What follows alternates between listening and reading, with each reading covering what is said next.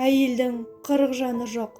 6 перзентіне қарау, ас ауқат дайындау, кір жуу, нан пісіру, ауланың бұрышына времянка салып жатқан күйеуіне лай қарысып, кірпіш тасу, келіндік қызмет бәрі мойнында. Анда-санда күйеуіне дәрігерге қаралсам ба, белім шыдатпай тұр дегенге, өлмейсің, әйелдің 40 жаны бар деген жауап еститін. Ауруға хақы болмаған соң, дерті қатты қысса да шыдауына тура келді. Ақыры төсек тартып жатып қалды. Ауыл дәрігері берген шөп дәріден көмек болмады. Облыстағы ауруханаға жатқызды. Сонда да жағдайы нашарлай берді. Күннен күнге өңі қашты.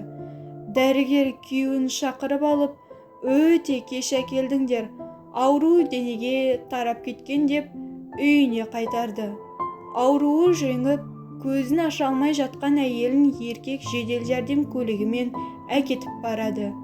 Тізесіне басы қойылған келіншегінің жүзіне қарап жылап жіберді. Көзіңді ашшы, сен бізге керексің, балаларды жеткізуіміз керек, апасы деді. Барған сайын сағаты таусылып, өмір шамы сөніп бара жатқан әйел көзінен әрең ашты. Күйеуінің күшті қолын әлсіз дірілдеген саусақтарының арасына алып, сәл ғана мұңлы жымиды. Әкесі, балаларды сізге, сізді Құдайға тапсырдым. Қыздарыма бір сөзді жақсылап жеткізіңіз. Өздеріне қарасын, оларға айтыңыз, әйелдің 40 жаны жоқ екен. Олардың да бір ғана жаны бар. Сол жанды абайлап сақтасын. Өздеріне қамқор болсын. Әйтпесе, әйел сөзін аяқтай алмады.